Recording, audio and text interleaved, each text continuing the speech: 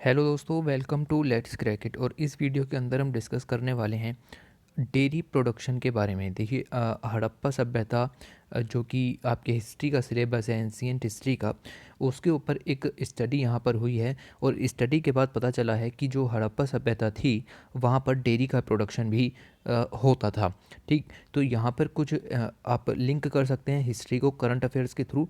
और surely question यहाँ से आने के बहुत ज़्यादा चांसेस हैं, क्योंकि हिस्ट्री ज़्यादातर करंट अफेयर्स में नहीं रहती, लेकिन कभी कभी कुछ स्टडीज़ ऐसी होती हैं जो कि बहुत ज़्यादा ज़रूरी हो जाती हैं। और इसी तरह का यहाँ पर ये एक आर्टिकल देखने के लिए मिला। तो हम यहाँ पर इसी चीज़ के बारे में डिस्कशन करेंगे कि हम कैसे पता लगा सकते हैं कि डेयरी प्रोडक्शन वहाँ पर था या नहीं था, और कौन कौन से एनिमल्स यहाँ पर यूज़ होते थे, साथ ही हमें क्या क्या यहाँ पर मिला है। ठीक, तो आइए डिस्कशन स्टार्ट करते हैं। उससे पहले चैनल को जरूर से सब्सक्राइब कीजिए, शेयर कीजिए जितना ज़्यादा से ज़्यादा हो सके। और अगर आपको इसकी PDF चाहिए तो वो आपको नीचे एक ही लिंक है, वहाँ पर मिल जाएगी। ओके, तो पहले ये समझिए कि the year 2020 marks 100 years of discovery of Indus valley civilisation. तो इंडस वैली सिविलाइजेशन को 2020 के अंदर 100 साल पूरे हो चुके हैं। यहाँ पर अगर मैं बताऊँ आपको तो 1920 में दयाराम साहनी जी ने हड़प्पा सभ्यता की खोज की शुरुआत की थी। और वो 1920 से यहाँ पर 2020 में पूरे 100 साल इंडस वैली सिविलाइजेशन ने कंप्लीट कर लिए हैं। And a new study has shown that the dairy products were being produced by the Harappans as far back as to 2500 BCE। तो लगभग 2500 BCE पुरानी ये बात है। इसका टाइम स्पैन आपको हड़प्पा सभ्यता का पता होगा, तो उसी टाइम स्पैन के दौरान डेयरी प्रोडक्ट्स हड़प्पा सभ्यता के अंदर मौजूद थे। ये इंडस वैली सिविलाइजेशन का एज मैप मैं आपको यहाँ पर दिखा देता हूँ। तो इस तरीके से यहाँ पर ये जो हड़प्पा सभ्यता है वो फैली हुई थी। ठीक, तो देखते हैं कि क्या क्या क्या पता चला है by analysing residue of the ancient ports. तो हमें ये तो पता है कि हमें कई सारे पोर्ट्स वहाँ से मिले। Researchers show the earliest direct evidence of dairy products. तो यहाँ से डायरेक्ट एविडेंस मिलते हैं डेयरी प्रोडक्ट्स के। This throwing fresh light on the rural economy of the civilisation. आपको पता है कि हड़प्पा सभ्यता जो है अर्बन सिविलाइजेशन है। ठीक, तो यहाँ अर्बन सिविलाइजेशन के तो हमें बहुत सारे फीचर्स मिले जो कि आपने हिस्ट्री की बुक में पढ़े होंगे, लेकिन यहाँ पर रूरल इकोनॉमी का फीचर भी देखने को मिला। जो जनरली डेयरी प्रोडक्ट्स की जो इकोनॉमी है वो रूरल इकोनॉमी के अंदर आती है। तो rural economy of the civilisation पर यहाँ हमें थोड़ा प्रकाश देखने को मिला कि हमें डेयरी प्रोडक्ट्स के यहाँ से डायरेक्ट एविडेंस मिले। The studies were carried out on 59 shades of pottery from Katoda Bhatli small archaeological site in the present day Gujarat. तो ये जो साइट आपकी है ये गुजरात में है। ये site match of the following में भी आपसे पूछी जा सकती है। और right, when we talk about Harappans, जब हम हरप्पन्स की बात करते हैं we always refers to the metropolitan cities और द बिग टाउन्स। तो हमें सिर्फ यही पता है कि जो हड़प्पा सभ्यता थी वो अर्बन प्लानिंग थी और वहाँ पर बहुत बड़ी बड़ी बिल्डिंग्स थी। ओके, और मेट्रोपॉलिटन सिटीज़ के रूप में जाना जाता था। बट हमें ये कोई आइडिया नहीं है कि जो पैरेलल इकोनॉमी चल रही थी, एग्रो बेस्ड इकोनॉमी या रूरल इकोनॉमी जिसको कहते हैं, उसके बारे में हमें नो आइडिया, यानी आइडिया बहुत कम है। We know they had great urban planning. हमें पता है कि उनके पास अर्बन प्लानिंग अच्छी थी। हमें वहाँ से अन्नगार मिले हैं, बाथ टब मिला है, सीटेडल वगैरह जो है मिले हैं, फैक्ट्रीज़ मिली हैं। ठीक है, ट्रेडिंग सिस्टम अच्छा था, उनकी ज्वेलरी मेकिंग थी।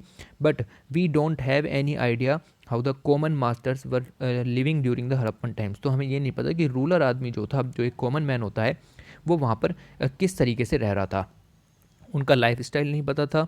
And how they are contributing in the larger network, और वो किस तरीके से रूरल इकोनॉमी को अर्बन इकोनॉमी में कन्वर्ट करने में मदद कर रहे थे, ना ही हमें इस बात का कुछ ज़्यादा आइडिया था। ओके, तो ये देखिए स्टडी में जो टेक्निक यूज़ की गई वो थी आपकी कार्बन आइसोटोप की। Carbon isotope studies the team used molecular analysis technology. तो मॉलिकुलर एनालिसिस टेक्नोलॉजी को यूज़ किया गया to study the residues from the ancient pottery. Pottery आपको पता है कि उसमें स्टोर करने के लिए चीज़ों को रखा जाता था। तो उनको जब हमने स्टडी किया तो वहाँ से हमें पता लगा कि पोर्ट्स आर पोरस। तो ये जो पोर्ट्स हैं ये पोरस हैं, मीन्स इसके अंदर कुछ डालोगे जैसे पानी या कुछ द्रव्य पदार्थ डालोगे तो वो उसको सोख लेगा। As soon as we put any liquid form to the food it will absorb it. तो अगर हम इसके अंदर कोई भी लिक्विड डालते हैं तो वो इसको एब्जॉर्ब कर लेता है। The ports preserve the molecule of food such as fats and proteins. अब आपको पता है कि जो मिल्क है उसके अंदर फैट्स होते हैं, प्रोटीन्स होते हैं, लिपिड्स होते हैं, ठीक। तो फैट्स और प्रोटीन्स के यहाँ पर ट्रेसेस जो हैं वो इस पोट्री के जो अंदर हैं वो देखने के लिए मिले हैं, क्योंकि पोट्री पोरस थी, इसलिए अगर उसमें दूध वगैरह रखा गया होगा तो उसने उसको सोख लिया होगा और वहाँ से फैट्स और प्रोटीन के यहाँ पर मॉलिक्यूल्स देखने को मिले हैं। Used techniques like C16, C18, ये जो हैं ये आइसोटोप्स, यानी हिंदी में इन्हें समस्थानिक कहते हैं, इनका यूज़ करके यहाँ पर हम लिपिड्स के सोर्स का भी पता लगा सकते हैं। समस्थानिक वो होते हैं जैसे आप देखते होंगे कि कोबाल्ट का जो समस्थानिक है उसका यूज़ कैंसर के ट्रीटमेंट में होता है। तो डायरेक्ट ये जो मेटल है ये इस तरीके का काम नहीं करेगी, लेकिन इसका समस्थानिक इस तरह का काम करता है। तो यही टेक्निक यूज़ की है। तो कार्बन 14 के नाम से जो टेक्निक आपने सुनी होगी वो यहाँ पर यूज़ हुई है। साथ ही C16 और C18 टेक्निक के थ्रू हमने लिपिड्स का भी पता लगाया है। When asked if this proves that the Harappans made curd और चीज़, तो हमने ये पूछा कि क्या ये कर्ड भी बनाते थे या चीज़ भी बनाते थे। तो doctor Chakravarti, one of the researchers of the, okay, it is very difficult to pinpoint. तो इन्होंने कहा कि ये हम डायरेक्ट नहीं कह सकते कि वो कर्ड भी बनाते थे और चीज़ भी बनाते थे। Traces were seen in the cooking vessel indicating. तो जो हमें ट्रेसेस मिले हैं पोट्री के थ्रू वो सिर्फ ये इंडिकेट करते हैं कि मिल्क में have been boiled and consume. तो मिल्क जो है वो इसमें बॉयल किया जाता था और कंज्यूम किया जाता था। We also found residues in a bowl showing that either heated milk और curd would have been served. तो मिल्क को हीट करना या फिर कर्ड, तो कर्ड को हम डायरेक्ट नहीं कह सकते, हीटेड मिल्क तो था, ठीक। तो हीटेड मिल्क था, हो सकता है कर्ड भी हो, पर डायरेक्टली हम ये नहीं कह सकते थे कि कर्ड या चीज़ बनाते थे या नहीं, लेकिन हीटेड मिल्क वहाँ पर सर्व्ड होता था। There are also remains of a perforated vessel and similar vessels were used in Europe. तो यहाँ पर परफोरेटेड वेसल्स का भी जो है हमें रिमेन्स मिले हैं, और ऐसे वेसल्स यूरोप में भी जो है वो मिले हैं, और वो चीज़ बनाने के लिए यूज़ होते थे। तो हम ये भी कह सकते हैं कि अगर इस तरह के वेसल्स हड़प्पा में भी मिले हैं तो वहाँ पर भी चीज़ हो सकता है, ठीक। तो काफ़ी सारी चीज़ें सिर्फ इसी चीज़ के ऊपर डिपेंड करती हैं कि वो हो सकता है। So it is possible that there are further processing milk into the different form. तो यहाँ ऐसा भी हो सकता है कि मिल्क को आगे प्रोसेस किया जाता हो मक्खन बनाने में, या फिर आप कह सकते हैं चीज़, कर्ड, या आपका पनीर बनाने में। तो इन चीज़ों को यूज़ किया जा सकता है। The team was also able to show which type of animals were being used to dairy products. तो टीम ने ये भी बताया कि किस तरह के डेयरी प्रोडक्शन में किस तरह के एनिमल्स यूज होते थे। उन्होंने स्टडी के थ्रू बताया कि the tooth enamel from fossils of cattle, water buffalo, goat, sheep found in the area. तो टूथ एनिमल्स मिले हैं। देखिए कैटल्स यूज़ होते हैं, जैसे वाटर बफेलो तो यूज़ होता है, गोट है वो भी मिल्क के लिए यूज़ होता है, शीप है। तो cow and water buffalo were found to consume millets while sheep and goats ate nearby grasses and leaves. तो काओ और वाटर बफेलो जो कि मिल्क प्रोडक्शन के लिए यूज़ होते हैं वो मिलेट्स कंज्यूम करते थे, और शीप्स और गोट्स जो हैं वो ग्रासेस और लीव्स को कंज्यूम करती थी। साथ ही एक प्रिलिमिनरी स्टडी हुई और वहाँ पर हमें सजेस्ट हुआ, मतलब हमें पता चला कि most of the kettles and water buffalo. तो अगर हम कैटल्स और वाटर बफेलो यानी इन बड़े जो दुधारू एनिमल हैं इनकी बात करें तो ये बहुत ज़्यादा एज में मरे हैं। मींस इनकी एज जो है ये अपनी पूरी एज ख़त्म करने के बाद मरे हैं। इसका मतलब ये है कि उनसे मिल्क लिया जाता था और उन्हें ऐसे मारा नहीं जाता था मीट वगैरह के लिए, वो मिल्क के लिए ही रेज़ किए जाते थे।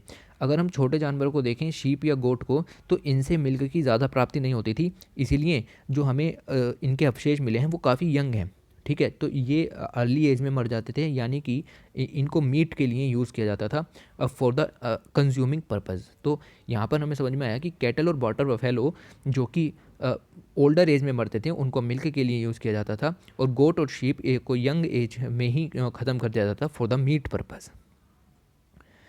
The Harappans did not just use dairy for the household. तो सिर्फ डेयरी की ही बात नहीं हो रही यहाँ पर। The large heard indicates that milk was produced in surplus. तो सिर्फ अपने हाउस होल्ड के लिए ही यूज़ नहीं कर सकते थे, हमें लार्ज हर्ड्स का मतलब है जैसे पोल्ट्री बहुत ही ज़्यादा भारी मात्रा में मिली है या बहुत सारी पोल्ट्रीज़ में मिल्क कैप्सेस मिले, तो वहाँ से पता लगता है कि सरप्लस में जो है दूध वो उगाया जाता था और प्रोड्यूस किया जाता था, so that it could be exchange. तो या तो ये बार्टर सिस्टम के थ्रू एक्सचेंज किया जा सके या फिर ट्रेड किया जा सके मेसोपोटामिया वगैरह के साथ।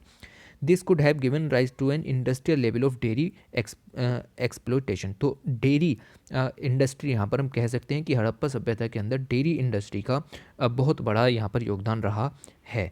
जितने भी एविडेंस मिले हैं उनके थ्रू डॉक्टर चक्रवर्ती ये बात कह सकते हैं।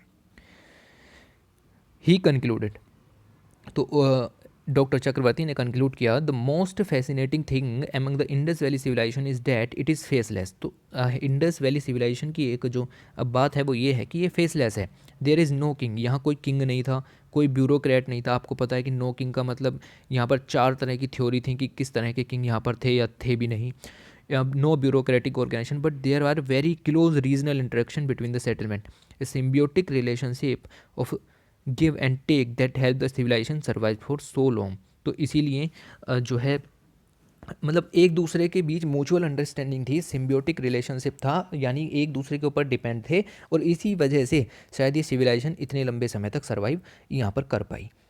ओके, तो ये आपका आर्टिकल मेनली जो है द हिंदू के अंदर कवर किया गया था। ठीक है, हमने इसका एक एक पॉइंट यहाँ पर डिस्कस कर लिया, साथ ही हमने कुछ जो चीज़ें हैं वो हिस्ट्री की किताब से भी कवर कर ली।